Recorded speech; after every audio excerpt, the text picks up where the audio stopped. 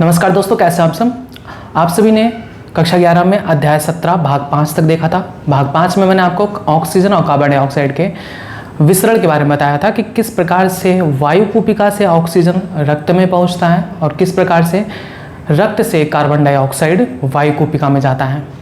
अब हम उसके आगे के टॉपिक्स के बारे में पढ़ेंगे भाग 6 के अंतर्गत। उसके आगे का टॉपिक है गैसों का परिवहन। आखिर ये जो गैसें हैं ऑक्सीजन और कार्बन डाइऑक्साइड, इनका परिवहन रक्त के माध्यम से कौन कौन से पदार्थों द्वारा होता है। गैसों का परिवहन, हमें मेनली दो गैसों के बारे में पढ़ना है, ऑक्सीजन और कार्बन डाइऑक्साइड। ऑक्सीजन और कार्बन डाइऑक्साइड का परिवहन किस किस के माध्यम से हमारे शरीर के समस्त कोशिकाओं तक होता है। तो याद रखेंगे, ऑक्सीजन व कार्बन डाइऑक्साइड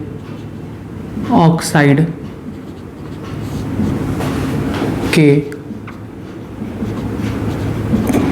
परिवहन का माध्यम रक्त होता है। रक्त या रुधिर, इसे इंग्लिश में ब्लड कहते हैं, होता है।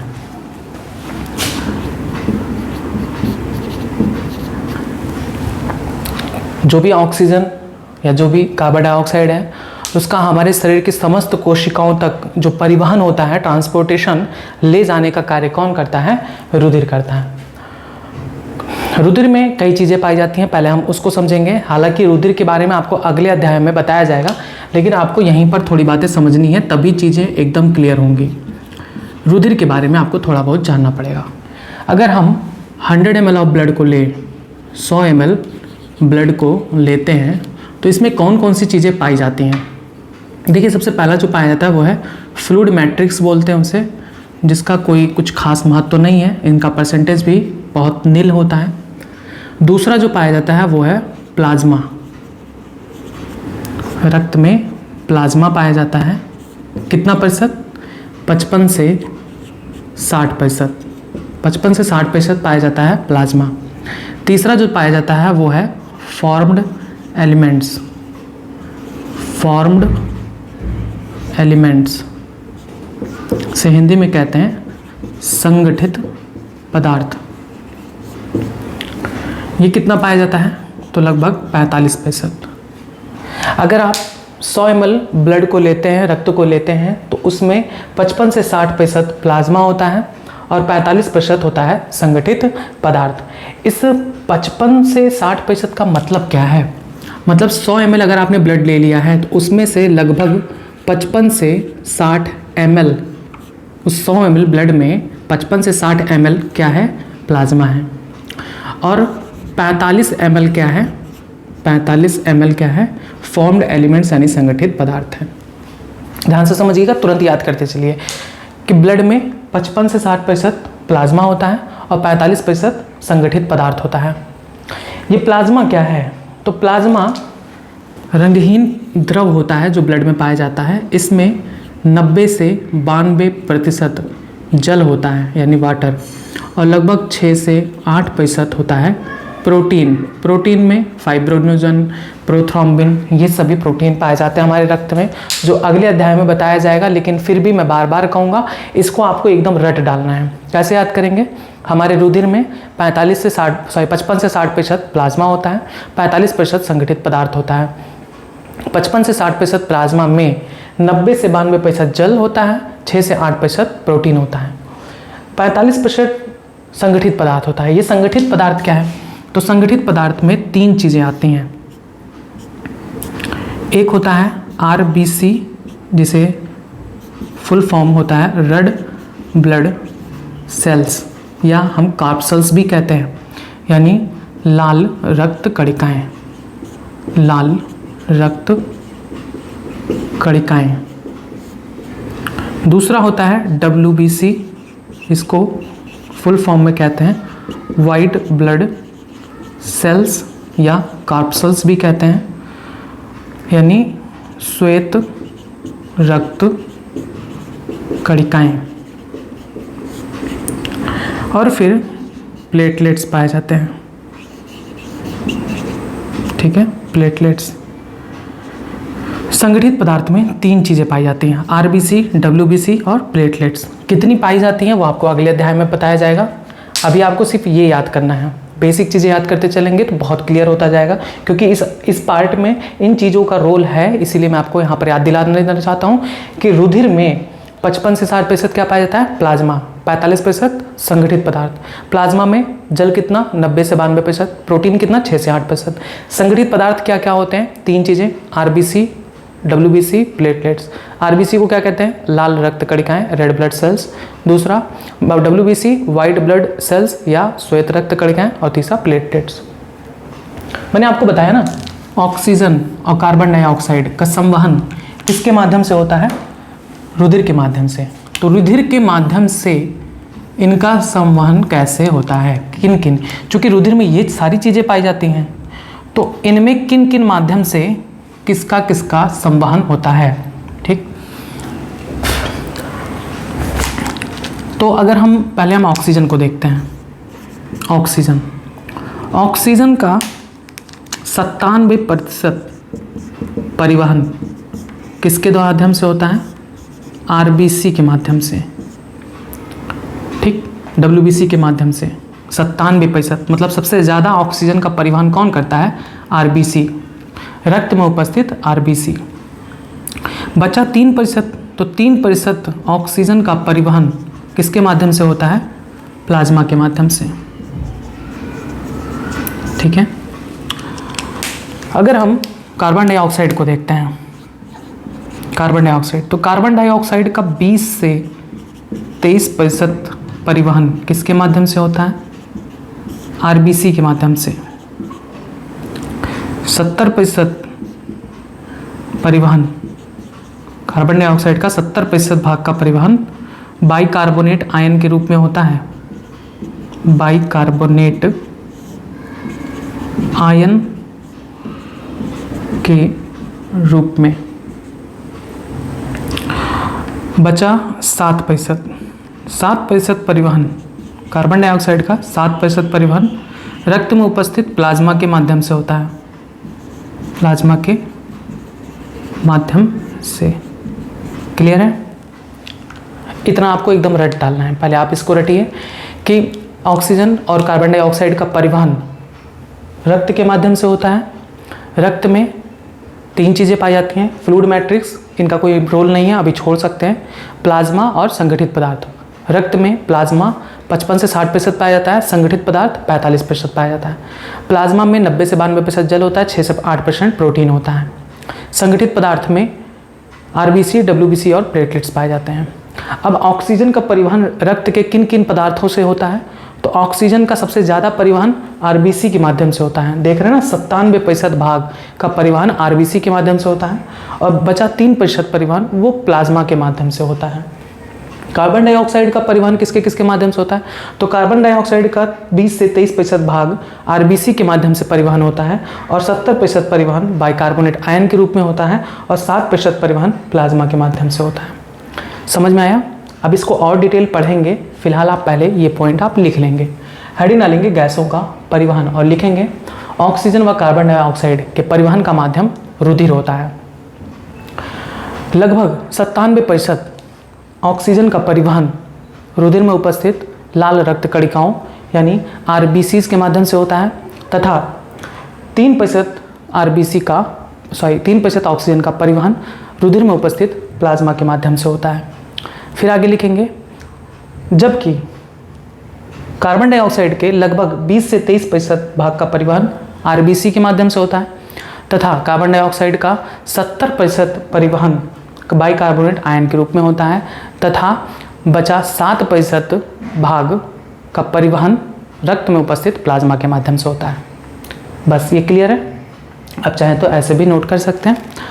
अब हम एक एक के परिवहन के बारे में पढ़ेंगे। सबसे पहले हम पढ़ेंगे ऑक्सीजन का परिवहन कैसे होता है। आरबीसी में उपस्थित क्या चीज़ होती है जिसके माध्यम से ऑक्सीजन का परिवहन होता है।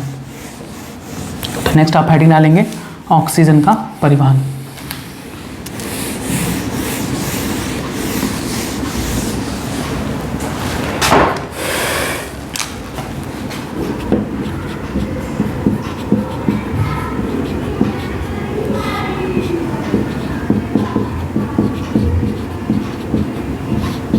ऑक्सीजन का परिवहन किसके माध्यम से होता है? आपने पढ़ा सबसे ज़्यादा ऑक्सीजन का परिवहन रक्त में उपस्थित आरबीसी के माध्यम से होता है।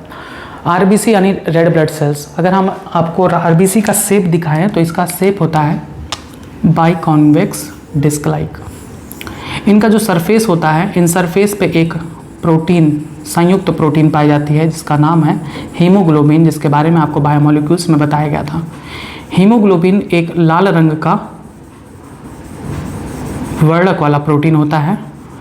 यानी आप देखें तो हीमोग्लोबिन का संधि विच्छेद करेंगे तो पाएंगे कि हीमोग्लोबिन दो शब्दों से मिलकर बना है, एक हीम और दूसरा ग्लोबिन। तो हीमोग्लोबिन में जो हीम पार्ट है वो उसके वर्णक को दर्शाता है, लाल रंग के वर्णक को, और जो ग्लोबिन है वो एक प्रोटीन पार्ट है। यानी एक ऐसा प्रोटीन जो दो चीज़ों से मिलकर बना है, प्रोटीन से भी और एक नॉन प्रोटीन भाग जो कि एक वर्णक हीम है। यानी हम इस हीमोग्लोबिन को क्या कह सकते हैं? संयुक्त प्रोटीन। इस सब के बारे में हमने चर्चा आपको किया था अध्याय 9 में, बायोमोलिक्यूल्स यानी जैविक अणु में बताया गया था हीमोग्लोबिन के बारे में। यहाँ तक कि आपको ये भी बताया गया था कि एक हीमोग्लोबिन में 4 पॉलीपेप्टाइड श्रृंखलाएँ होती हैं और हीमोग्लोबिन के एक अणु में 4 लौह परमाणु भी होता है। एक एक लौह परमाणु एक एक ऑक्सीजन को कैरी करता है। आइए उसको फिर से हम यहाँ पर पढ़ेंगे। ये है एक आरबीसी का शेप जो कि बाइकॉन्वेक्स डिस्क लाइक स्ट्रक्चर होता है, उभयोत्तल तस्तरीनुमा। आरबीसी की सरफेस पर पाया जाता है haemoglobin protein. Haemoglobin protein, haemoglobin एक संयुक्त प्रोटीन है। हीमोग्लोबिन एक संयुक्त प्रोटीन है और आपको संयुक्त प्रोटीन के बारे में बताया गया था। संयुक्त प्रोटीन एक ऐसा प्रोटीन होता है जिसमें प्रोटीन के साथ साथ नॉन प्रोटीन भाग होता है। जैसे हीमोग्लोबिन का अगर आप संधि विच्छेद करेंगे, हीम प्लस ग्लोबिन, तो हीम जो यहाँ पर वर्ड है वो उसके वर्णक को दर्शाता है, लाल रंग का वर्णक पाया जाता है जिसे हीम कहते हैं। ठीक, ग्लोबिन उसका प्रोटीन पार्ट है। तो एक प्रोटीन जिसके साथ नॉन प्रोटीन भाग जुड़ा होता है, ऐसे प्रोटीन को हम संयुक्त प्रोटीन कहते हैं। यानी हीमोग्लोबिन एक संयुक्त प्रोटीन है जिसमें एक लाल रंग का वर्णक हीम पाया जाता है और एक प्रोटीन भाग ग्लोबिन पाया जाता है। तो जो ऑक्सीजन का परिवहन होता है वो रक्त में उपस्थित आरबीसी में उपस्थित हीमोग्लोबिन के माध्यम से होता है। यहाँ पर आप पहला पॉइंट लिख सकते हैं, ऑक्सीजन का परिवहन रक्त के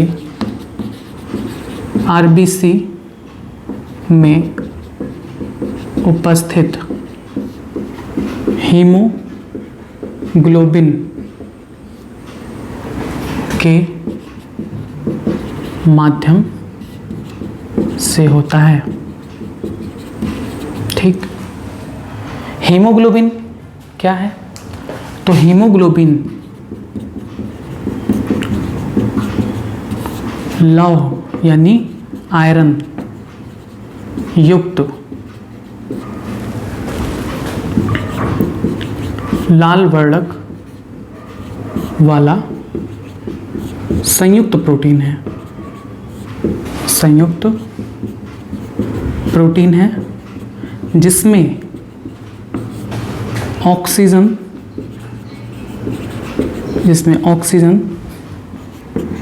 संवहन की अत्यधिक क्षमता पाई जाती है। अत्यधिक क्षमता पाई जाती है, इसलिए इसे क्या कहते हैं? इसलिए इसे श्वसन वर्णक यानी रेस्पिरेटरी पिगमेंट, रेस्पिरेटरी पिगमेंट कहते हैं। क्लियर है?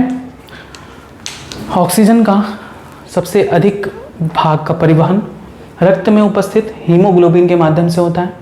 हीमोग्लोबिन क्या है? अभी हमने बताया, हीमोग्लोबिन एक लौह युक्त यानी इस पे आयरन अणु पाया जाता है।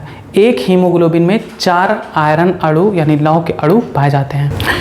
तो हीमोग्लोबिन लौह युक्त लाल वर्णक वाला संयुक्त प्रोटीन है जिसमें ऑक्सीजन संवहन की अत्यधिक क्षमता पाई जाती है, इसीलिए इसे हम क्या कहते हैं, श्वसन वर्णक रेस्पिरेटरी पिगमेंट। पूछा जा सकता है कि मनुष्य में श्वसन वर्णक कौन होता है, तो श्वसन वर्णक कौन होता है, हीमोग्लोबिन। अब आगे लिखेंगे कि प्रत्येक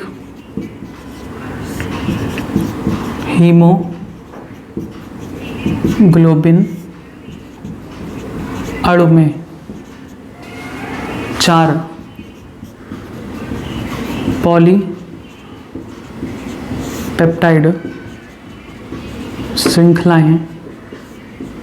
4 पॉलीपेप्टाइड श्रृंखलाएं, इसमें 2 अल्फा व 2 बीटा श्रृंखला होती है और प्रत्येक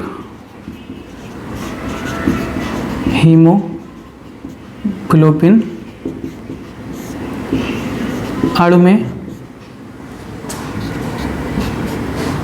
लौह के यानी आयरन के 4 परमाणु होते हैं। ठीक, पहले आप इतना याद करिए कि प्रत्येक हीमोग्लोबिन अणु में 4 पॉलीपेप्टाइड श्रृंखला, 2 अल्फा और 2 बीटा होती हैं और प्रत्येक हीमोग्लोबिन अणु में लौह के 4 परमाणु होते हैं। और जो जितने भी लौह अणु होते हैं ऐसे लिखेंगे, तथा प्रत्येक लौह परमाणु फेरस यानी Fe डबल पॉजिटिव अवस्था में अर्थात अपचयित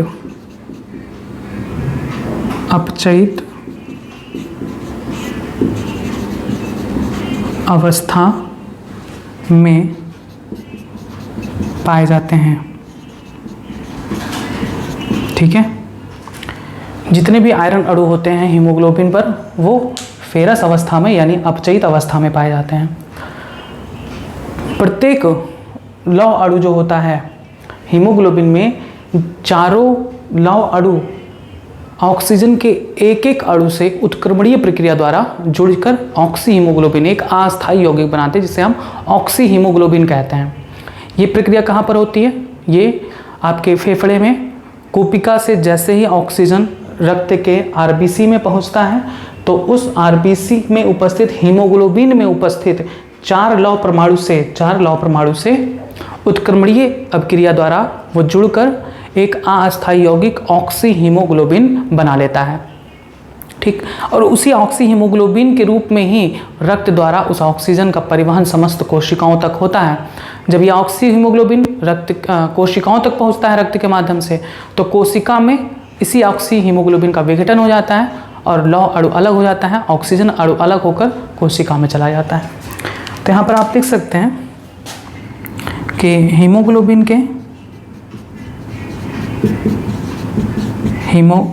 के 4 लौह अणु ऑक्सीजन के एक अणु से जुड़कर एक अणु से उत्क्रमणीय रूप से जुड़कर, उत्क्रमणीय का मतलब होता है रिवर्सिबल, उत्क्रमणीय यानी रिवर्सिबल, इसका उल्टा भी हो सके। मतलब जैसे ऑक्सी हीमोग्लोबिन बनता है तो फिर ऑक्सी हीमोग्लोबिन से फिर से वो टूटकर लौह अणु अलग और ऑक्सीजन अणु अलग हो जाता है। तो आप लिखेंगे हीमोग्लोबिन के 4 लौह अणु ऑक्सीजन के एक अणु से उत्क्रमणीय रूप से जुड़कर एक अस्थायी यौगिक ऑक्सी हीमोग्लोबिन बनाते हैं।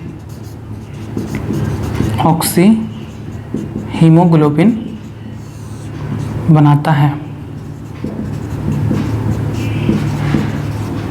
क्लियर है? ऑक्सी हीमोग्लोबिन का रंग चटक लाल होता है, लेकिन जो आप हीमोग्लोबिन का रंग देखेंगे तो इसका रंग बैंगनी होता है। तो आप ये भी लिखेंगे कि हीमोग्लोबिन का रंग बैंगनी होता है जबकि ऑक्सी हीमोग्लोबिन का रंग चटक लाल होता है। ये मैंने आपको पहले ही बताया था कि जब रक्त में ऑक्सीजन नहीं होता तब उसका रंग बैंगनी हो जाता है, क्योंकि ऑक्सीजन नहीं है तो ऑक्सी हीमोग्लोबिन नहीं बन रहा, और जब ऑक्सीजन हो जाता है तो ऑक्सी हीमोग्लोबिन बनता है, जिसकी वजह से वो चटक लाल रंग का दिखने लगता है। इसलिए वजह से रंग जो है रुधिर का कैसा हो जाता है, चटक लाल। इससे पहले जो आपको फिगर बनवाए थे प्रीवियस पार्ट में, वहाँ पर हमने दो रंग यूज़ किया था, एक तरफ लाल था, दूसरी तरफ थोड़ा डार्क ब्लू था, जिसमें डार्क ब्लू को क्या दिखाया गया था, जिसमें ऑक्सीजन नहीं है, और लाल रंग के रक्त को दिखाया गया था ऐसा रक्त जिसमें ऑक्सीजन पाया जाता है। याद रखेंगे, हीमोग्लोबिन का रंग बैंगनी होता है जबकि ऑक्सी हीमोग्लोबिन का रंग चटक लाल होता है। ये भी क्वेश्चन नीट में पूछा गया है। तो एक बार फिर से हम इसको रिवाइज कर देते हैं, आप समझ लीजिए अच्छी तरीके से। ऑक्सीजन का परिवहन रक्त में उपस्थित आरबीसी के सतह पर उपस्थित हीमोग्लोबिन के माध्यम से होता है।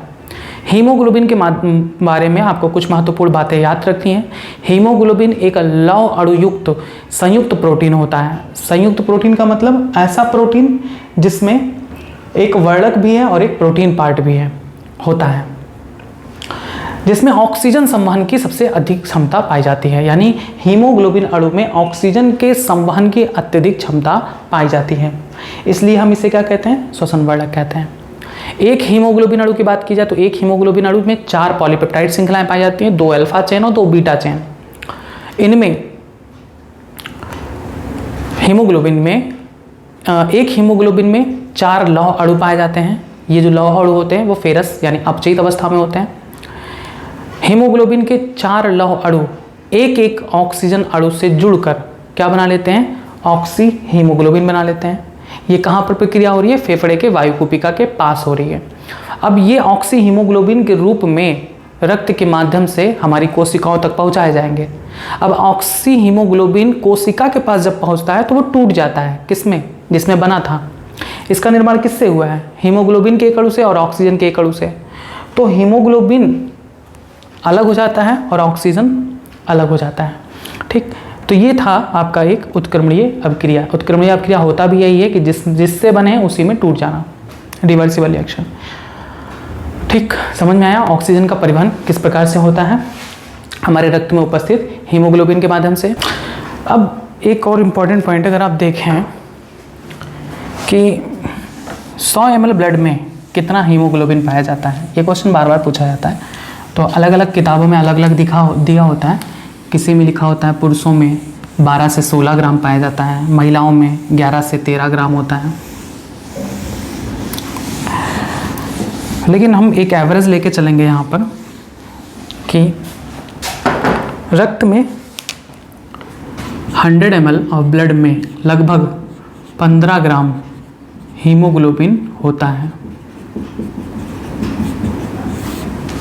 अगर 1 ग्राम हीमोग्लोबिन की बात की जाए तो 1 ग्राम हीमोग्लोबिन लगभग 1.34 ml ऑक्सीजन का परिवहन करता है। ध्यान से समझिएगा, हमारे रक्त में अगर आप 100 ml ब्लड को ले लें तो उसमें 15 ग्राम हीमोग्लोबिन होता है। 1 ग्राम हीमोग्लोबिन लगभग इतने ml ऑक्सीजन का परिवहन करता है। तो 100 ml ऑफ ब्लड कितने ml ऑक्सीजन का परिवहन करेगा, तो इसमें हम क्या करेंगे, 15 से इसको मल्टीप्लाई कर देंगे तो लगभग आ जाएगा आपका 20 ml ऑक्सीजन। तो इस प्रकार से हम कह सकते हैं कि हमारे रक्त का 100 ml भाग मतलब 100 ml रुधिर लगभग 20 ml ऑक्सीजन का परिवहन करता है। अगर आप एक दिन की बात करें कि एक दिन में एक व्यक्ति में कितना मात्रा ऑक्सीजन का परिवहन करता है रक्त, तो एक साधारण स्वास्थ्य वाले मनुष्य में प्रतिदिन 350 लीटर ऑक्सीजन का परिवहन करता है रक्त। प्रतिदिन कितने लीटर ऑक्सीजन का परिवहन करता है हमारा रक्त, 350 लीटर। ये एक बहुत बड़ा वैल्यू है। अब 500 लीटर का अगर आपने टंकी देखा होगा तो उसी से आप कंपेयर कर लीजिए कि एक दिन में हम कितना ऑक्सीजन खींचते हैं। खींचने का तो छोड़िए, कितना लीटर ऑक्सीजन हमारा रक्त कैरी करके हमारे शरीर को पहुंचाता रहता है, 350 लीटर ऑक्सीजन का परिवहन करता है हमारा रक्त। तो यहाँ पर आप लिखेंगे कि एक सामान्य स्वास्थ्य वाले व्यक्ति के प्रति 100 ml ब्लड में 15 ग्राम हीमोग्लोबिन होता है। तथा 1 ग्राम हीमोग्लोबिन 1.34 ml ऑक्सीजन का परिवहन करता है। इस प्रकार से 100 ml रक्त द्वारा 20 ml ऑक्सीजन का परिवहन होता है। फिर आगे लिखेंगे, एक साधारण स्वास्थ्य वाले मनुष्य के शरीर में प्रतिदिन लगभग रक्त द्वारा 350 लीटर ऑक्सीजन का कोशिकाओं तक सप्लाई होता है। अब आते हैं हम दूसरा देखते हैं, कार्बन डाइऑक्साइड का परिवहन। यह हो गया ऑक्सीजन का परिवहन। अब हम देखेंगे कार्बन डाइऑक्साइड का परिवहन।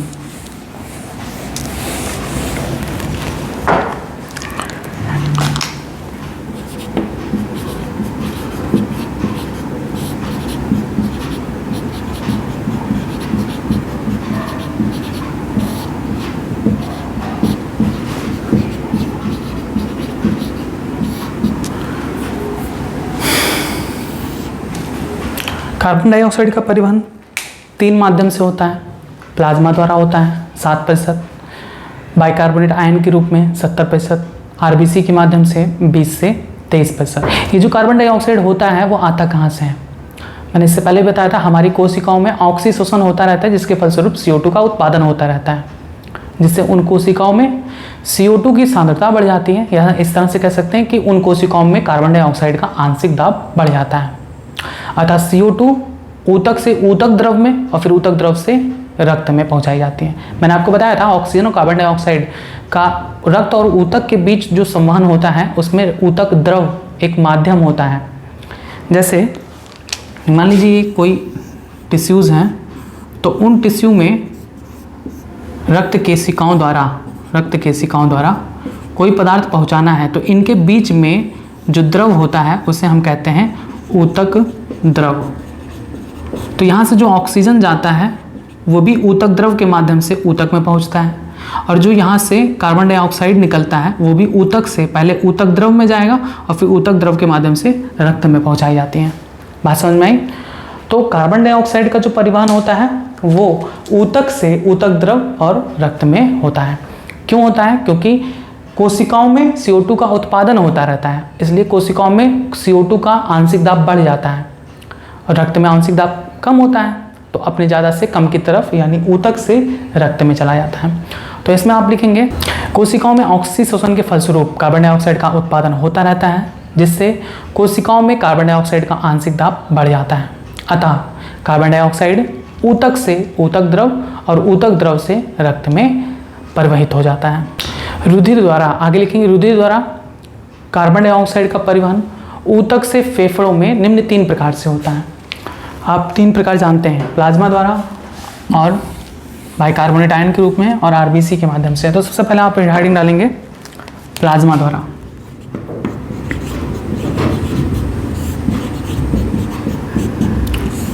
तो प्लाज्मा द्वारा कार्बन डाइऑक्साइड का परिवहन, कार्बन डाइऑक्साइड का लगभग 7% भाग का परिवहन होता है। अब इसमें क्या होता है? तो कार्बन डाइऑक्साइड प्लाज्मा में उपस्थित जल से अभिक्रिया करती है, प्लाज्मा में उपस्थित जल से अभिक्रिया करके कार्बोनिक अम्ल बना लेती है। कार्बोनिक अम्ल यानी H2CO3 बना लेती है, और इसी रूप में इसका परिवहन प्लाज्मा द्वारा होता है, यानी CO2 plus H2O gives H2CO3 carbonic अम्ल।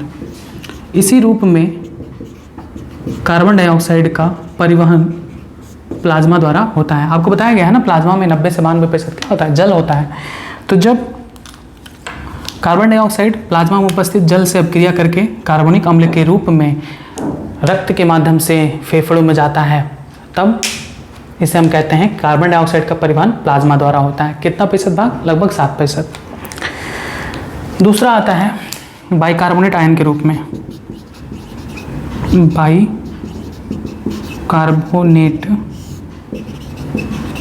आयन के रूप में होता क्या है, रुधिर में जो आरबीसी पाई जाती है उनके पास एक एंजाइम होता है जिसका नाम है कार्बोनिक एनहाइड्रेज। इसी एंजाइम की उपस्थिति में कार्बन डाइऑक्साइड जल से अभिक्रिया करके बाइकार्बोनेट आयन बनाता है, कार्बनिक अम्ल बनाता है, और कार्बनिक अम्ल पुनः टूटकर बाइकार्बोनेट आयन और हाइड्रोजन आयन बनाता है। बाइकार्बोनेट आयन और हाइड्रोजन आयन बनाता है। ध्यान से समझिएगा, हमारे रक्त के आरबीसी पर क्या पाया जा रहा है, एक enzyme carbonic anhydrase, carbonic anhydrase. इस एंजाइम की उपस्थिति में क्या होता है, कार्बन डाइऑक्साइड H2O से अपक्रिया करके क्या बना लेता है, H2CO3 कार्बनिक अम्ल बना लेता है।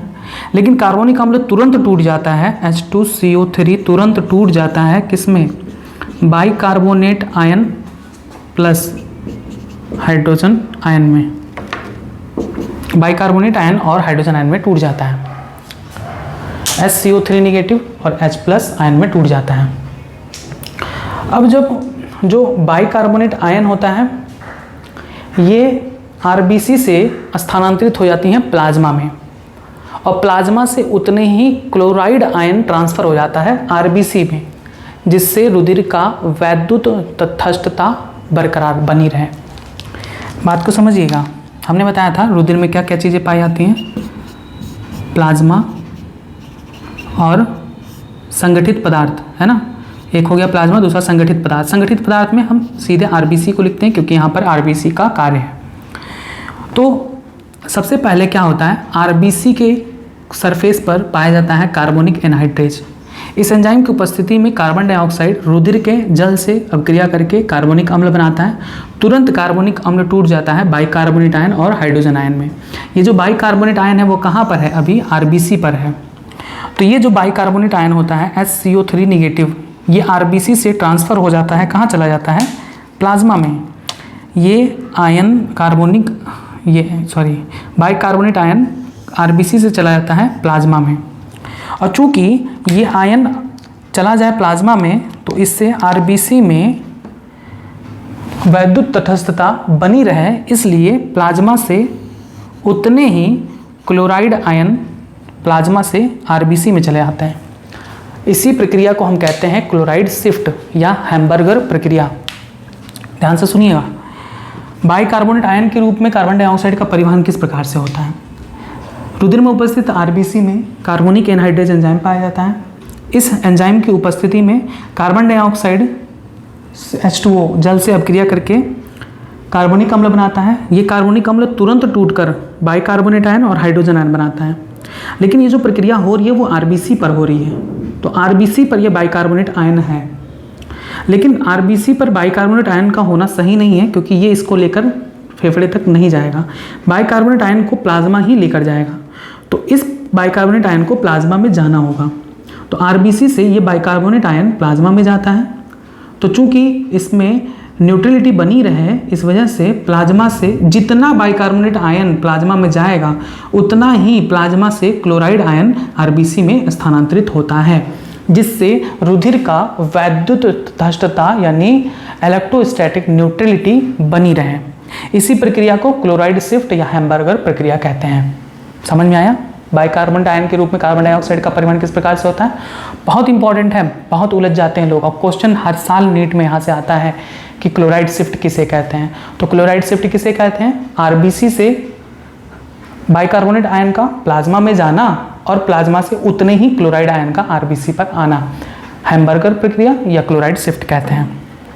ठीक, तो आप दूसरा हेडिंग डालेंगे बाइकार्बोनेट आयन के रूप में कार्बन डाइऑक्साइड का परिवहन, और उसमें लिखेंगे इस प्रकार से लगभग 70% कार्बन डाइऑक्साइड का परिवहन होता है। रुधिर के लाल रुधिराणुओं यानी आरबीसी में कार्बोनिक एनहाइड्रेज एंजाइम पाया जाता है। इस एंजाइम की उपस्थिति में कार्बन डाइऑक्साइड रुधिर के जल से अभिक्रिया करके कार्बोनिक अम्ल बना लेती है।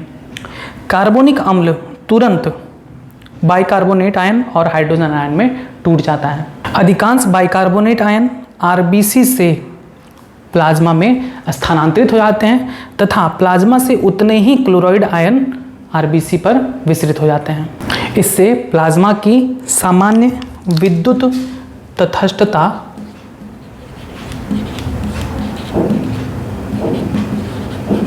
यानी इलेक्ट्रोस्टैटिक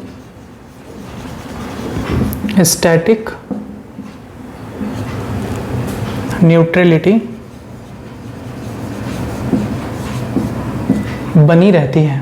क्लोराइड आयनों के इस विसरण को क्लोराइड शिफ्ट या हैम्बर्गर प्रक्रिया कहते हैं। इस प्रक्रिया का ठीक विपरीत, आगे लिखेंगे, इस प्रक्रिया का ठीक विपरीत प्रक्रिया फेफड़ों में होता है, जिसमें CO2 मुक्त होकर फेफड़ों द्वारा बाहर निकाल दी जाती है। यानी जो प्रक्रिया यहाँ पर हुई है इसी का जस्ट विपरीत प्रक्रिया कहाँ पर होता है? फेफड़े में, और उसमें जो CO2 मुक्त होती है वो फेफड़े से बाहर चली जाती हैं। तो ये हो गया तीसरा प्रक्रिया, कार्बोनेट आयन के रूप में कार्बन डाइऑक्साइड का परिवहन। तो इतना लिखने के बाद आप रिएक्शंस भी लिख लीजिएगा कि CO2 + H2O carbonic acid and then carbonic acid turn into bicarbonate ion and hydrogen ion. ये हो गया दूसरा बाइकार्बोनेट आयन के रूप में कार्बन डाइऑक्साइड का परिवहन। आखिरी तीसरा आता है कार्बमिनो यौगिकों के रूप में।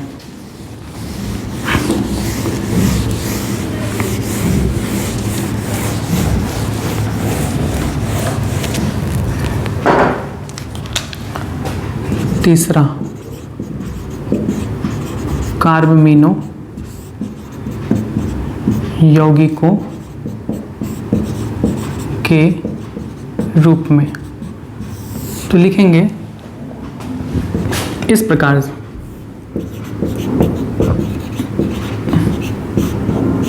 से CO2 का 23% परिवहन रक्त के RBC द्वारा होता है।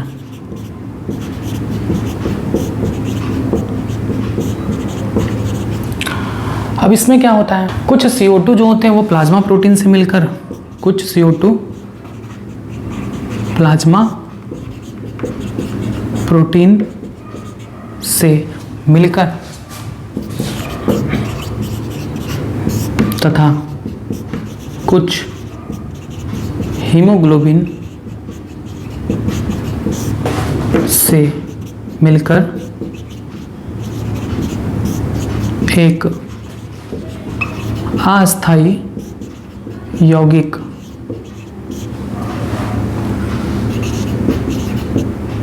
कार्बमिनो हीमोग्लोबिन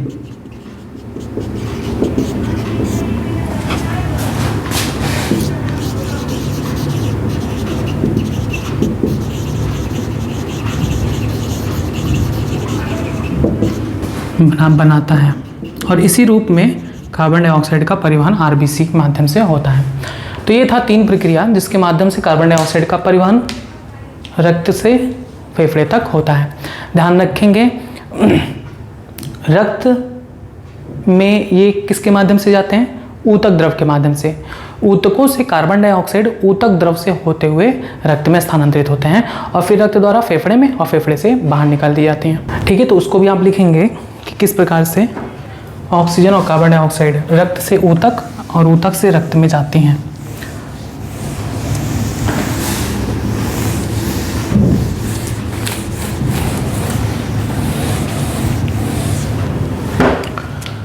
तो नेक्स्ट हेडिंग है आपका ऊतकों में गैसीय विनिमय।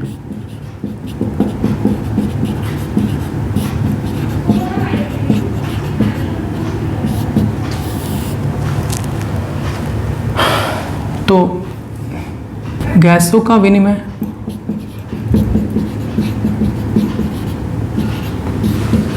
रक्त व ऊतकों के मध्य होता है। अब इसमें जो रक्त ऑक्सीजन है, अगर आप ऑक्सीजन को देखें तो ऑक्सीजन रक्त के माध्यम से कोशिका में पहुंचता है, तो ऑक्सीजन रक्त से ऊतक द्रव में तथा ऊतक द्रव से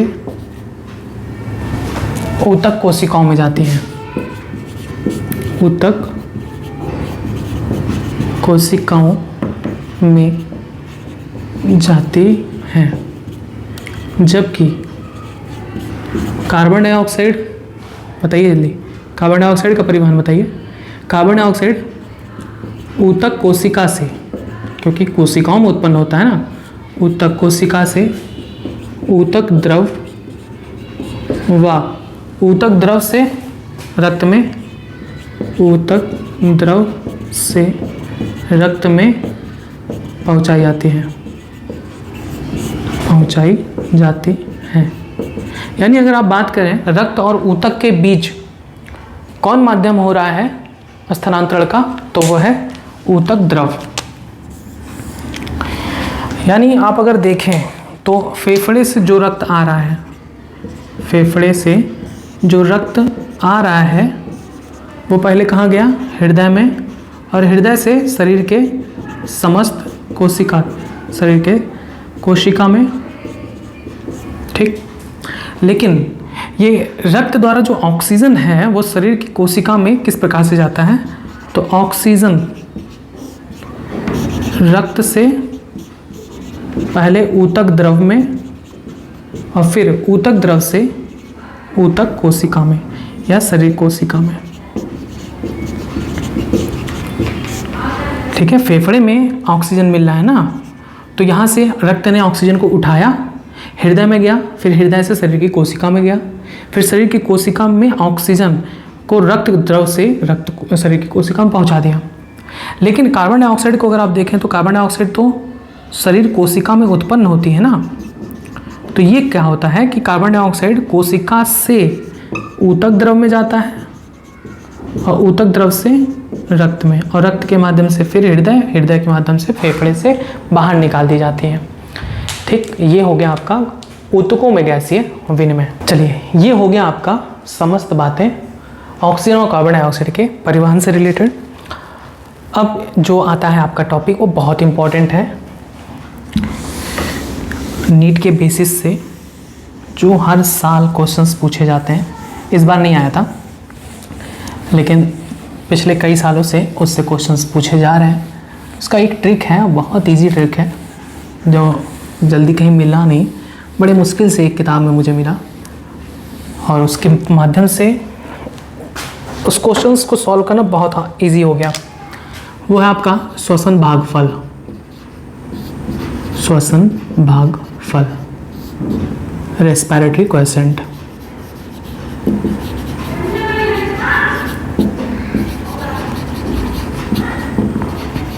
इसे शॉर्ट फॉर्म में RQ कहते हैं। ये होता क्या है, श्वसन क्रिया में जितना कार्बन डाइऑक्साइड निकलता है और जितना ऑक्सीजन हम यूज़ करते हैं उसी के अनुपात को ही श्वसन भागफल कहते हैं। बात समझ में आई? कार्बन डाइऑक्साइड जितना निकला और ऑक्सीजन जितना अवशोषित किए, इन दोनों के अनुपात को श्वसन भागफल कहते हैं। एक निश्चित ताप और दाब पर, एक निश्चित ताप व दाब पर श्वसन क्रिया में निष्कासित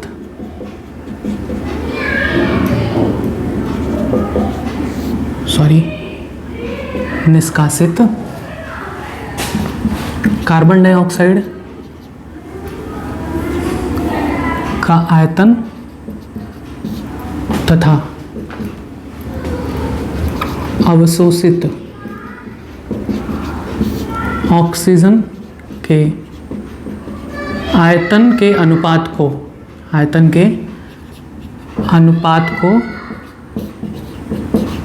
श्वसन भागफल कहा जाता है। श्वसन भागफल यानी रेस्पिरेटरी क्वोशिएंट कहा जाता है। यानी इसको हम इस तरह से लिख सकते हैं कि RQ is equal to RQ यानी श्वसन भागफल बराबर अब मुक्त कह सकते हैं निष्कासित CO2 का आयतन, निष्कासित, अब सही हुआ, निष्कासित CO2 का आयतन बटे अवशोषित ऑक्सीजन का आयतन, यही है आपका श्वसन भागफल। कि श्वसन क्रिया में जितना CO2 निकलता है, जितना ऑक्सीजन यूज होता है, उसी के अनुपात को हम क्या कहते हैं, श्वसन भागफल। अब जो नीट में क्वेश्चन पूछा जाता है वो ये कि अलग अलग पदार्थों का श्वसन भागफल क्या होता है। जैसे मुख्य रूप से हमारे भोजन के जो 3 कंपोनेंट होते हैं, कार्बोहाइड्रेट, प्रोटीन और फैट, तो इन तीनों का ही श्वसन भागफल सबसे ज़्यादा पूछता है कि कार्बोहाइड्रेट का श्वसन भागफल कितना होता है, प्रोटीन का श्वसन भागफल कितना होता है, वसा का श्वसन भागफल कितना होता है।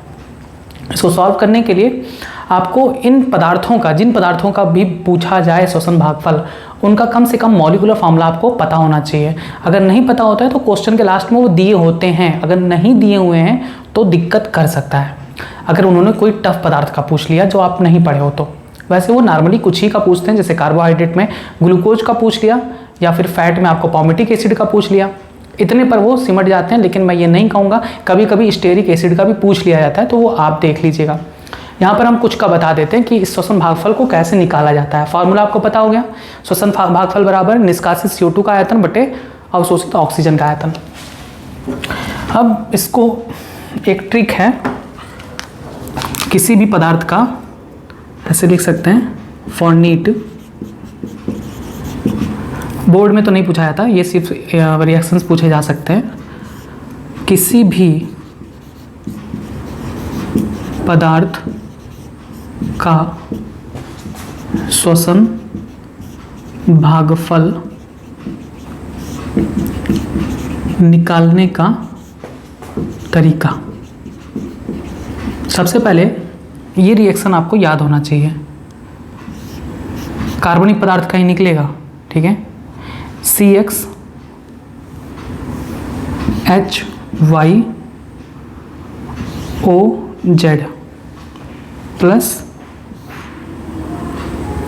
X plus Y/4 minus Z/2 O2 gives XCO2 plus Y/2 H2O। ये रिएक्शन आपको याद होना चाहिए, तभी आप किसी भी पदार्थ का श्वसन भागफल निकाल सकते हैं। चलिए उदाहरण के लिए हम कुछ पदार्थों का श्वसन भागफल निकालते हैं। इतना आप लिख लीजिएगा, इतना नोट करने के बाद आगे का हम बता रहे हैं। हम अगली लाइन से लिखेंगे कि कुछ पदार्थों का, ऐसे लिखेंगे, उदाहरण के लिए कुछ पदार्थों का श्वसन भागफल निम्न है। इसमें सबसे पहला आप कार्बोहाइड्रेट को लिखेंगे, हमें तीनों को पढ़ना है, कार्बोहाइड्रेट, वसा और प्रोटीन। सबसे पहले हम कार्बोहाइड्रेट में ग्लूकोज को देखते हैं। ग्लूकोज का श्वसन भागफल कितना होता है? ग्लूकोज का फॉर्मूला होता है C6H12O6। अब इस रिएक्शन को ध्यान में देंगे, यहाँ पर देखिए जो पदार्थ है वो ये है, इसी का हमको श्वसन भागफल निकालना होता है। तो इस पदार्थ का हमको X, Y और Z मालूम होगा कैसे? उस पदार्थ के मॉलिक्यूलर फार्मूला से। अगर हमें ग्लूकोज का श्वसन भागफल पूछा गया है तो हमको ग्लूकोज का मॉलिक्यूलर फार्मूला याद होना चाहिए, जिसके अकॉर्डिंग हम X, Y, Z की वैल्यू प्राप्त कर लेंगे। यहाँ पर देखिए X का क्या है, यहाँ पर X बराबर 6, HY यानी Y बराबर क्या है 12, यहाँ पर Z है, Z के जगह पर 6, ठीक। तो हम क्या लिखेंगे, Z बराबर 6। अब हमको यही रिएक्शन का रूल अप्लाई करना है। C6H12O6, ठीक हो गया। इसको इस कलर से नहीं करेंगे, पता नहीं आपको दिखे कि ना दिखे। C6H12O6 प्लस, अब हमें O2 की संख्या निकालनी कि कैसे ऑक्सीजन अणुओं की संख्या कितनी होगी, तो इस रिएक्शन से निकालेंगे। क्या लिखा हुआ है, X यानी X की वैल्यू 6 प्लस Y/4, Y कितना है 12/4 माइनस Z/2 मतलब 6/2 O2 गिव्स CO2 की मात्रा कैसे निकलेगी, x दिया ना, x यानी 6 CO2 प्लस y/2 y मतलब 12/2 H2O। इस तरह से हम ग्लूकोज का जो श्वसन अभिक्रिया है उसको हम दर्शा सकते हैं। अगर आपको रिएक्शन याद है तब तो बहुत अच्छी बात है, लेकिन अगर आपको रिएक्शन नहीं याद है तो इस तरह से आप उसका रिएक्शन निकाल सकते हैं। ये फॉर्मूला होता है C6H12O6 प्लस 6 यहाँ पर है, 4 तियाँ 12, 2 तियाँ 6, यहाँ पर +3 है, यहाँ पर -3 है, ये दोनों कट जाएंगे, बचा कितना 6 O2 हो गया, गिव्स 6 CO2 प्लस यहाँ पर 2 6 12 6 H2O। अगर आपको ग्लूकोज का श्वसन अभिक्रिया पता है कि ग्लूकोज के एक अणु के ऑक्सीडेशन के लिए 6 ऑक्सीजन अणु लगते हैं और उससे इतने अणु बनते हैं, तब तो ठीक है। लेकिन अगर नहीं पता है तो ये रिएक्शन आपको निकालना पड़ेगा और उस रिएक्शन को निकालने का फॉर्मूला यहाँ पर दिया गया है। जब ये रिएक्शन निकल जाएगा तो हम ग्लूकोज का श्वसन भागफल आसानी से निकाल सकते हैं। अब हम क्या लिखेंगे, ग्लूकोज का श्वसन भागफल बराबर, पहले हम लोग क्या करते थे, रिएक्शन पूरा याद कर लेते थे, तो रिएक्शन याद करने के बाद उसका भागफल निकालने में आसानी हो जाती थी। लेकिन बहुत से ऐसे भी रिएक्शन हैं जो टफ है, जिनको हम निकाल नहीं पाते हैं, तो उसके लिए हमें सिंपल उस पदार्थ का अगर मॉलिक्यूलर फार्मूला मिल जाए जो नीट में दिया रहता है। मैंने देखा है नीट में जो क्वेश्चंस पूछे जाते हैं RQ निकालने के लिए, उसमें उस पदार्थ का मॉलिक्यूलर फार्मूला इसी नाते दिया जाता है, जिससे आपको अगर रिएक्शन भूल रहा है तो आपको ये ट्रिक पता है तो उससे आप निकाल सकते हैं। अब इसका श्वसन भागफल कैसे निकलेगा ग्लूकोज का, यहाँ पर देखिए श्वसन भागफल बराबर क्या होता है, निष्कासित CO2 का आयतन बटे अवशोषित ऑक्सीजन का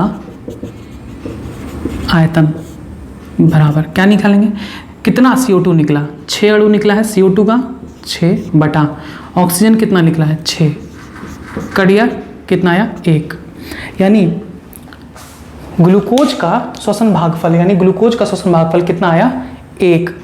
ठीक है, समझ में आया कि कैसे निकालते हैं श्वसन भागफल। तो ये तरीका होता है किसी भी पदार्थ का श्वसन भागफल निकालने का। अगर आपको कोई पदार्थ दिया गया है और आपको अगर उसका श्वसन रिएक्शन याद है, जो कि ये तो हमने आपको रिएक्शन याद कराया है, इजी था, आप सीधे रिएक्शन लिखकर आप ये इसका RQ निकाल सकते थे। लेकिन जो और पदार्थ हैं जैसे पॉमिटिक एसिड है या एल्ब्यूमिन है, प्रोटीन है, उनका तो आप निकालने के लिए आपको वो रिएक्शन शायद ना याद रहे, तो उसके मॉलिक्यूलर फॉर्मूला से पहले हम रिएक्शन बनाएंगे और रिएक्शन में जितने ऑक्सीजन निकलते हैं और जितने ऑक्सीजन लगते हैं और जितने कार्बन डाइऑक्साइड निकलते हैं उसके अकॉर्डिंग हम उसका श्वसन भागफल निकाल सकते हैं। ये समझ में आया, ये टॉपिक बहुत इंपॉर्टेंट है, नहीं समझ में आया तो रिपीट करके जरूर देखिएगा, सबसे ज़्यादा इंपॉर्टेंट पॉइंट है नीट के पॉइंट ऑफ व्यू से। तो ये था ग्लूकोज का श्वसन भागफल कितना आया 1। अब हम एक और एग्जांपल आपको बता दें वसा का। अब वसा में हमको भी नहीं याद है, एक वसा पॉमिटिक एसिड, उसका रिएक्शन हमको भी नहीं पता कि उसके श्वसन का रिएक्शन क्या है, श्वसन अभिक्रिया क्या है, हमें नहीं पता।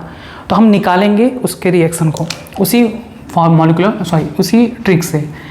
ये हो गया दूसरा, पहला कार्बोहाइड्रेट। अब दूसरा आता है वसा में हम एग्जाम्पल लेंगे पॉमिटिक एसिड का, जो सबसे ज़्यादा पूछा जाता है, पॉमिटिक अम्ल।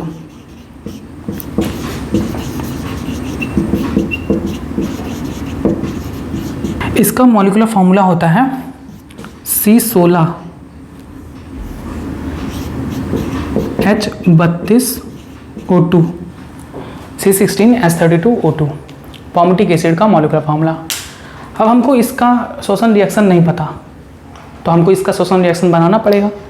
किसके अकॉर्डिंग, वही जो अभी आपको ट्रिक बताए थे, क्या था, CXHYOZ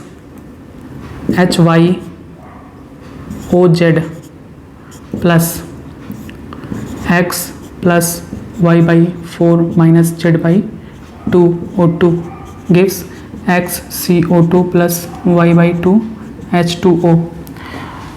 ले लीजिए अब यहाँ पर C16H32O2, यहाँ पर X की वैल्यू 16 हो गया, x हो गया 16, 32 यानी y, और 2 यहाँ पर है z को प्रदर्शित कर रहा, प्लस क्या लिखेंगे, x की वैल्यू कितना है 16, इस फॉर्मूला से देखेगा, प्लस y कितना है 32, तो 32/4 माइनस z/2 यानी 2/2 O2 गिव्स x CO2 यानी 16 CO2 प्लस y/2 H2O यानी y कहाँ पर है, इतना 2 है। ठीक, इसका रिएक्शन निकल जाएगा C16H32O2 प्लस 16, 4 8 जा 32, 2 1 जा 2। अब यहाँ पर 16 8 कितना हुआ, यहाँ पर इसको हटा देते हैं, 16 और 8 24 में से 1 गया 23 O2, ठीक, 16 CO2, यहाँ पर इसको भी हटा देते हैं, सीधे लिखते हैं 23 O2 16 CO2 प्लस H2O। यह आपका इसका आ गया पॉमेटिक एसिड का रेस्पिरेटरी रिएक्शन। तो क्या अब इसका RQ नहीं निकल सकते हैं? हमें पता चल गया कि कितना ऑक्सीजन लगता है और कितना CO2 निकलता है। तो शोषण भागफल का फॉर्मूला यही है, निष्कासित CO2 का आयतन और अवशोषित O2 का आयतन। तो हम यहाँ क्या लिख सकते हैं, RQ बराबर 16/23, भाग देंगे तो लगभग 0.7 आएगा। तो यहाँ पर वसा का RQ कितना होता है, वसा में पॉमेटिक एसिड का RQ 0.7 होता है। ये था आपको तरीका किसी भी पदार्थ का, कार्बनिक पदार्थ का शोषण भागफल निकालने का।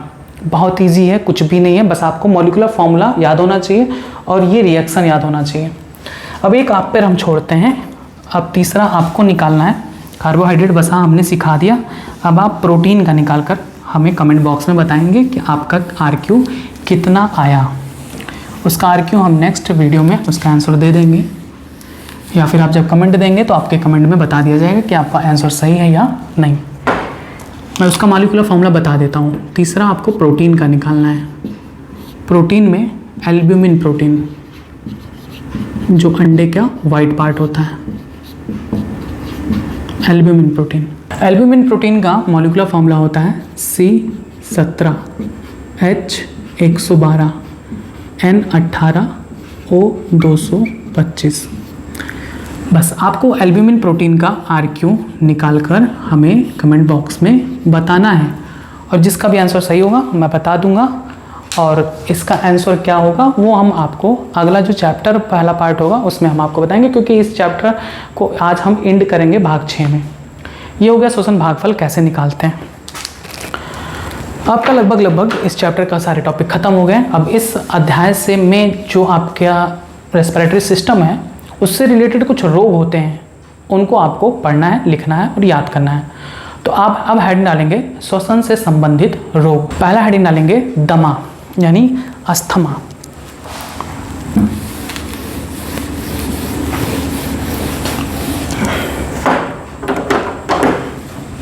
अगला हेडिंग है श्वसन संबंधित रोग। पहला दमा, इसे इंग्लिश में अस्थमा कहते हैं। इस रोग में क्या होता है, अभी आपको सिर्फ यही बताया जाएगा कि क्या होता है, कैसे ठीक करना है वो आपको MBBS में बताया जाएगा। आपको सिर्फ यही पता होना चाहिए कि दमा रोग में क्या होता है। तो इस रोग में, दमा में, आपको हमने बताया है कि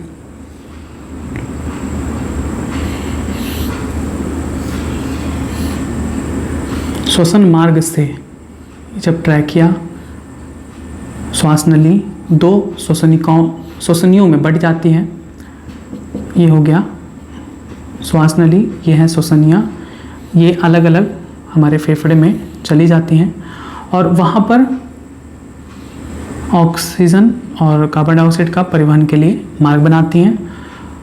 तो जो दमा होता है उसमें इन्हीं रास्तों में स्वेलिंग आ जाती है, इन्फ्लेमेशन हो जाता है, ठीक है। श्वसनियों में और श्वास नली में इन्फ्लेमेशन यानी शोथ के कारण सांस लेते समय घरघराहट की आवाज़ आती है और सांस लेने में कठिनाई भी होती है। यही इस रोग का प्रमुख लक्षण है। तो इसमें लिखेंगे इस रोग में श्वसनियों तथा श्वास नली तथा श्वसनियों में शोथ यानी इन्फ्लेमेशन,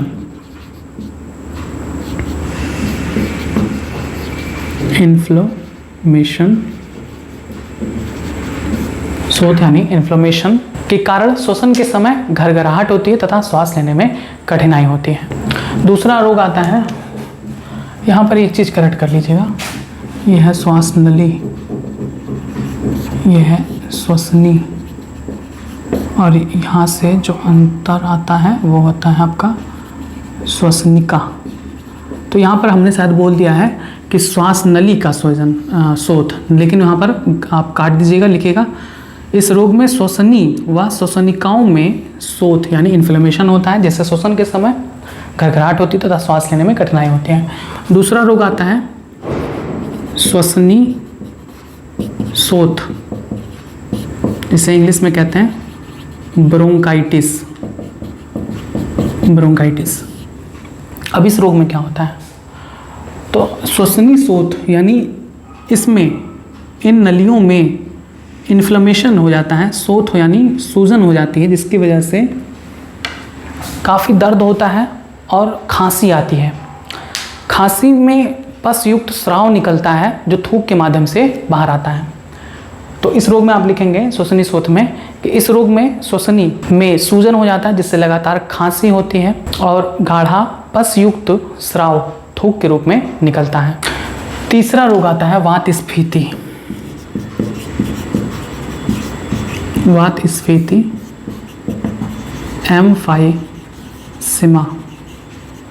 एम्फाइसेमा। अब इस रोग में क्या होता है, तो आपको बताया गया है कि लास्ट पार्ट क्या होता है, वायु कूपिका, जिससे गैसों का विनिमय होता है रक्त के बीच।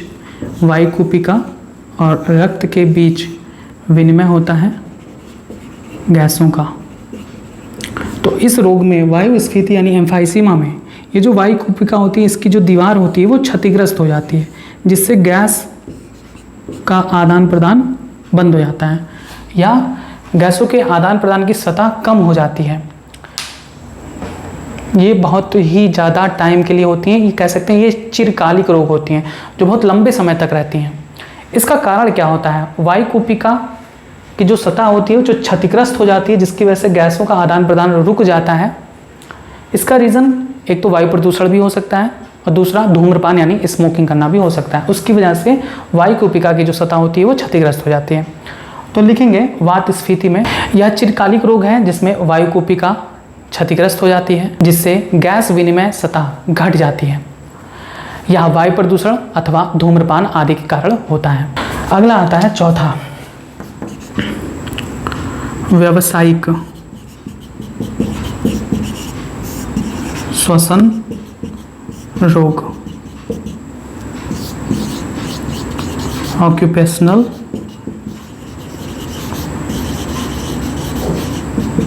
Respiratory disease.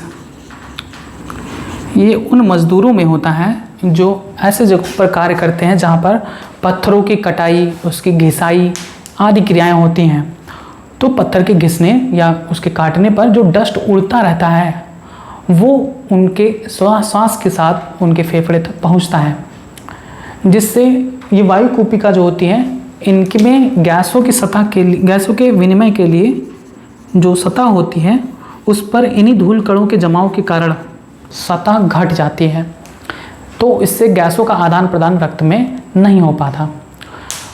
तो ये व्यवसाय से संबंधित है, इसीलिए इसे हम क्या कहते हैं, व्यावसायिक श्वसन रोग। इसमें लिखेंगे कुछ उद्योगों विशेषकर जहाँ पत्थरों की घिसाई, पिसाई या तोड़ने का कार्य होता है, तो यहाँ इतने धूल कण निकलते रहते हैं कि शरीर की सुरक्षा प्रणाली इसे निष्कासित नहीं कर पाती। यह दीर्घकालीन शोथ प्रभावन उत्पन्न कर सकता है, यानी लंबे समय तक वायु कूपिका में सूजन व श्वसनी मार्ग में सूजन हो सकता है। इससे रेशीय ऊतकों की प्रचुरता फेफड़ों में काफ़ी बढ़ जाती है, जिससे फेफड़ों को नुकसान हो सकता है। तो सलाह दी जाती है कि इन उद्योगों में कार्य करने वाले श्रमिकों को मुखावरण यानी मास्क का प्रयोग करना चाहिए। अगला आता है पांचवा रोग, काली खांसी, वोपिंग कफ, वोपिंग कफ। यह रोग बच्चों में होता है। इस रोग का कारण क्या है? तो यह रोग एक जीवाणु के कारण होता है, एक बैक्टीरिया जिसका नाम है हीमोफिलस परट्यूसिस।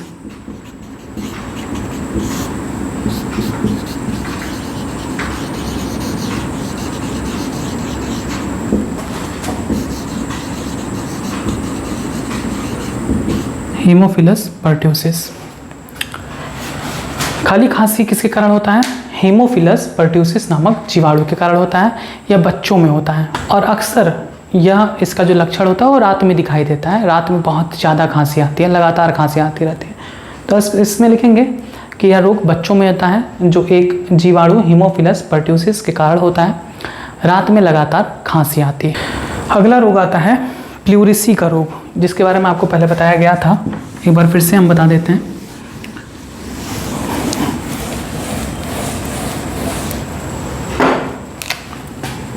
छठा, प्लूरिसी।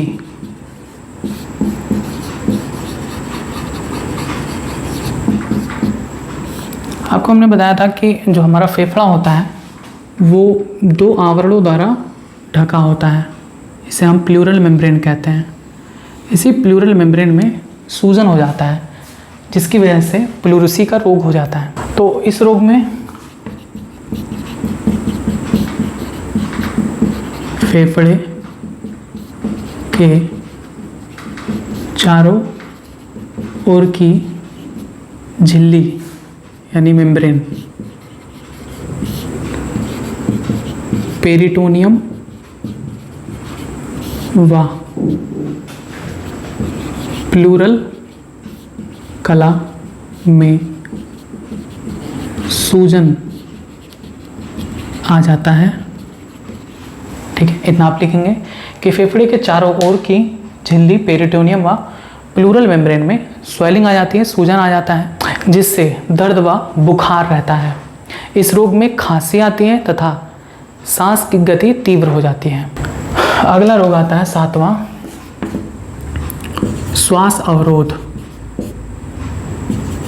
इसे श्वास अवरोध भी कहते हैं, एस्फाइसिया।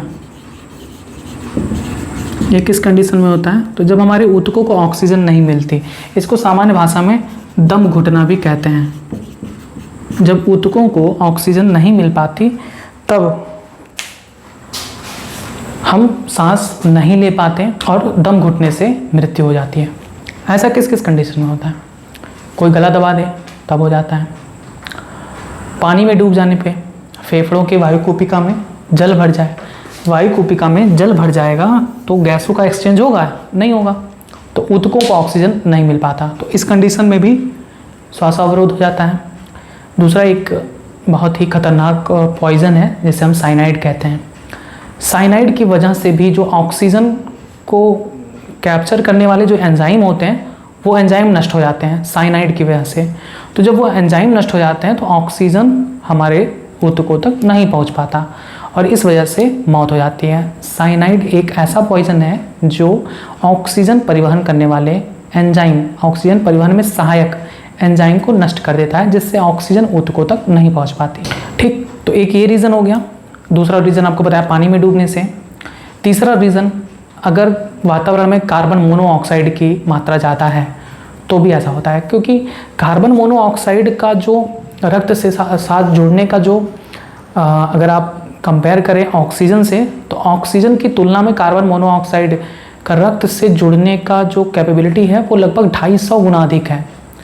अगर मतलब अट्रैक्शन बहुत ज़्यादा है, हाँ, रक्त का कार्बन मोनोऑक्साइड से अट्रैक्शन ज़्यादा है in the comparison with oxygen. अगर हम ऑक्सीजन से कंपेयर करते हैं तो कार्बन मोनोऑक्साइड हमारी रक्त से पहले जुड़ेगा। तो अगर वातावरण में ऑक्सीजन भी है, कार्बन मोनोऑक्साइड भी है, तो हमारी रक्त ऑक्सीजन को नहीं पकड़ेगा, कार्बन मोनोऑक्साइड को पकड़ता है, जिससे हमारे ऊतकों में ऑक्सीजन की कमी हो जाती है और वही तो कहलाता है श्वास अवरोध, एस्फाइसिया। तो जब इसीलिए बोला जाता है कि जलती अंगीठी को बंद कमरे में रखकर नहीं सोना चाहिए। ऐसा क्यों? क्योंकि अंगीठी यानी कोयले से कार्बन मोनोऑक्साइड निकलता रहता है। तो जैसे जैसे उस कमरे के वातावरण में ऑक्सीजन की कमी होती जाएगी, ऑक्सीजन से ज़्यादा कार्बन मोनोऑक्साइड आ जाएंगे, तो कार्बन मोनोऑक्साइड हमारे शरीर में पहुंचते रहते हैं, ऑक्सीजन का सप्लाई बंद हो जाता है। इस वजह से दम घुटकर मृत्यु हो जाती है। चौथा जो रीज़न होता है वो निमोनिया रोग में होता है। निमोनिया रोग में भी क्या होता है, ये जो वायु कुपिका है उसमें जल और तरल पदार्थों को भर जाने से हमारे ऊतकों को रक्त सप्लाई नहीं हो पाती। ये 4 रीज़न आपको कॉमन है जो आपको बता दिया मैंने, जिसकी वजह से ये रोग श्वास अवरोध या दम घुटने वाला रोग होता है। तो आप इसमें लिखेंगे ऊतकों में ऑक्सीजन ना मिलने पर दम घुटने लगता है तथा सांस लेने में कठिनाई होती है। इसके निम्न कारण होते हैं। सबसे पहला, पानी में डूबने के कारण कुपिकाओं में पानी भर जाने से। दूसरा, साइनाइड द्वारा विषाक्त होने पर, क्योंकि इस स्थिति में ऑक्सीजन का उपयोग करने वाले एंजाइम नष्ट हो जाते हैं।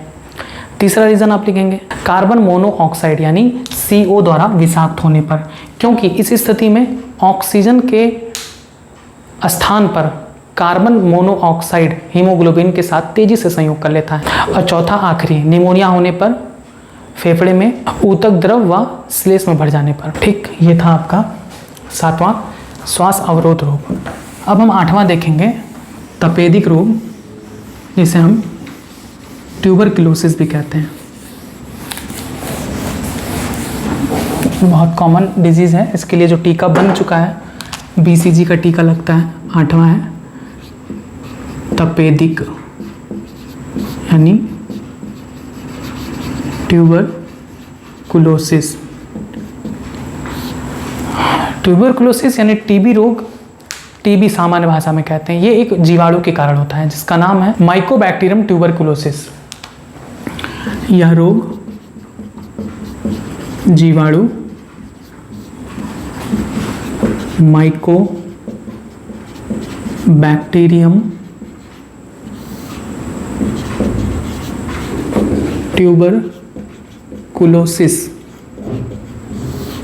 के कारण होता है।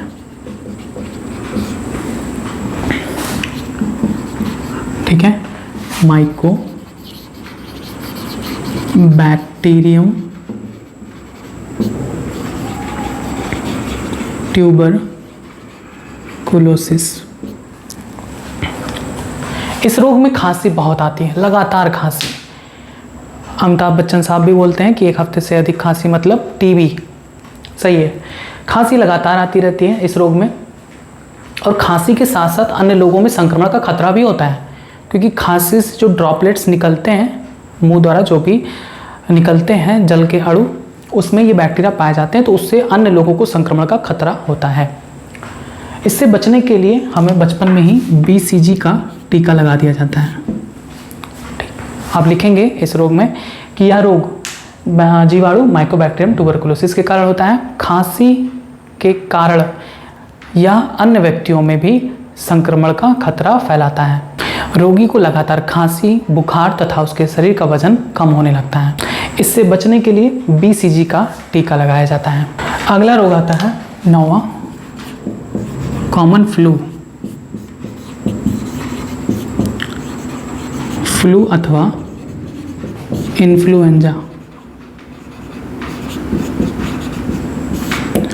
यह एक विषाणु, इसका नाम है इन्फ्लुएंजा वायरस। इन्फ्लुएंजा विषाणु से होने वाला सामान्य रोग है। इस रोग में नाक से पानी बहने लगता है, बुखार होता है, नाक से पानी बुखार होने लगता है, गले में सूजन तथा श्वसन मार्ग संक्रमित हो जाता है। साथ ही साथ रोगी अत्यधिक दुर्बल भी हो जाता है। आखिरी रोग आता है 10वां, वो है पर्वत रोग, जिसे कहते हैं माउंटेन सिकनेस। ये तो हर कोई फील किया होगा जो पहाड़ी क्षेत्र में गए होंगे। हम लोग जहाँ रहते हैं मैदानी क्षेत्र है, उत्तर प्रदेश जहाँ से मैं बिलोंग करता हूँ वो एक मैदानी क्षेत्र है। यहाँ पर पहाड़ वगैरह बहुत रेयर केस में मिलते भी नहीं हैं, वैसे भी हमने तो नहीं देखा, लेकिन आसपास सुनते हैं बनारस के साइड में होते हैं। तो जबकि उतने ऊंचे नहीं होते, वो भी मैदानी भाग के ही अंतर्गत आते हैं। उत्तर प्रदेश पूरा मैदानी भाग के अंतर्गत आता है। आप उत्तर प्रदेश से ऊपर की तरफ अगर देखें भारत के नक्शे में, तो उत्तराखंड, हिमाचल प्रदेश, जम्मू कश्मीर, सिक्किम, असम, ये सब जो क्षेत्र आते हैं, अरुणाचल प्रदेश, ये सभी पर्वतीय क्षेत्र होते हैं जहाँ पर ऊंचे ऊंचे पर्वत होते हैं।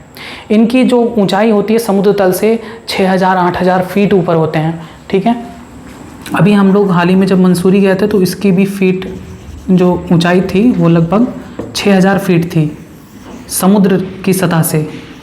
समुद्र की सतह से, समुद्र की सतह से तो हम लोग भी ऊपर रहते हैं, मैदानी क्षेत्र भी समुद्र की सतह से ऊपर ही होता है, लेकिन पहाड़ों की ऊंचाई बहुत ज़्यादा होती है।